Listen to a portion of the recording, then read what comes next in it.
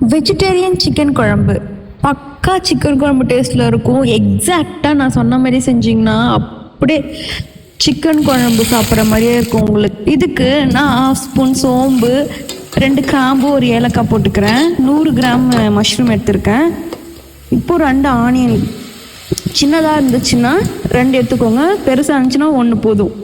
அதுக்கப்புறமா 2 தக்காளி, medium size தக்காளி எடுத்து அரைச்சிக்கோங்க. அதுக்கப்புறமா முந்திரி, ஒரு 3 to 4 முந்திரி போட்டுக்கோங்க, பேஸ்ட் பண்ணிக்கோங்க. அவ்வளோதான், சிம்பிளாக செய்யலாம்.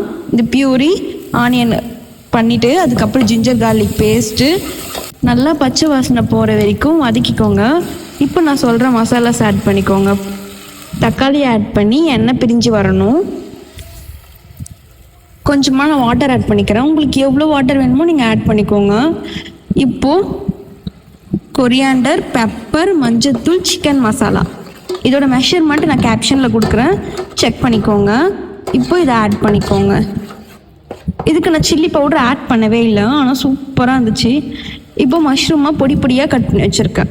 ஏன்னா இது சப்பாத்திக்கு, ரைஸ்க்கெலாம் இப்படி சாப்பிடும்போது நம்மளுக்கு ஒரு வாக்கும் நம்மளுக்கு மஷ்ரூம் கிடைக்கும், அதனால சாப்பிட்றதுக்கு நல்லாயிருக்கும். அதனால் இந்த மாதிரி பண்ணிக்கோங்க. அதுக்கப்புறமா கொதிக்கும் போதே கொதிக்கிறது கொஞ்ச நேரம், ஒரு 5 மினிட்ஸ்க்கு அப்புறம் நான் கருவேப்பிலை போட்டு சிம் போட்டு கொஞ்ச நேரம் நல்லா சிம்லேயே வதங்கினதுக்கப்புறம் இந்த மாதிரி கன்சிஸ்டன்சி வந்துடும் உங்களுக்கு. நல்லா கிரேவி மாதிரி வந்துடும். இப்போ இதை சப்பாத்திக்கு, ரைஸ்க்கு எல்லாத்துக்குமே சூப்பராக இருக்கும். ட்ரை பண்ணி பாருங்கள், கண்டிப்பாக பிடிக்கும்.